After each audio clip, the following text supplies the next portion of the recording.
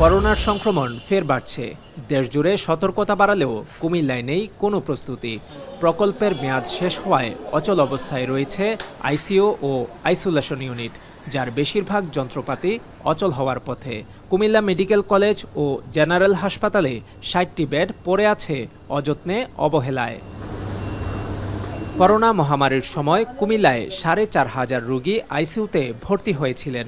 এর মধ্যে প্রাণ হারান ১,৮০০ জন।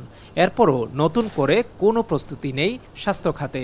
ইআরপিপি প্রজেক্টের মেয়াদ শেষ হয়েছে গত ডিসেম্বরে। এখন নতুন করে প্রকল্প না হলে এই ইউনিটগুলো সচল রাখা সম্ভব নয় বলছেন চিকিৎসকরা। কিন্তু সবচেয়ে উদ্বেগের বিষয়, বর্তমানে যে আবার নতুন করে করোনা শুরু হয়েছে, তো এখন দেখা যায় আমাদের আইসোলেশন সবগুলি আমাদের আবার ঠিকঠাক করতে হবে। তো এইগুলি করতে হলে প্রচুর লোক বল দরকার এবং অভিজ্ঞ জনগণ দরকার যারা আইসিইউতে কাজ করে। কারণ আইসিইউ এবং এই যে ল্যাবগুলি, পিসিআর ল্যাবগুলি চালানোর জন্য হঠাৎ করে নতুন লোকজন এসে কিছু পারবে না।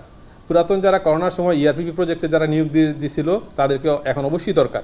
করোনার নতুন ভ্যারিয়েন্ট XFG ও XFC নিয়ে বিশ্বজুড়ে আতঙ্ক ছড়ালেও কুমিল্লায় নেই পরীক্ষার কিট, নেই সচল ভ্যাকসিনেশন প্রক্রিয়াও।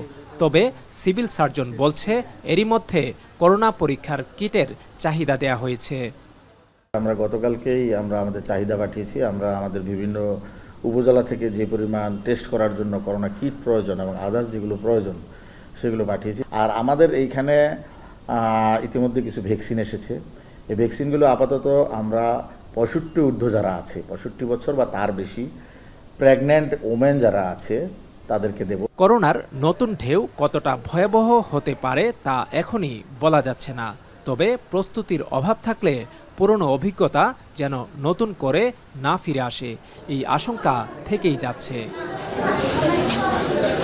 খালেদ সাইফুল্লাহ, এখন কুমিল্লা।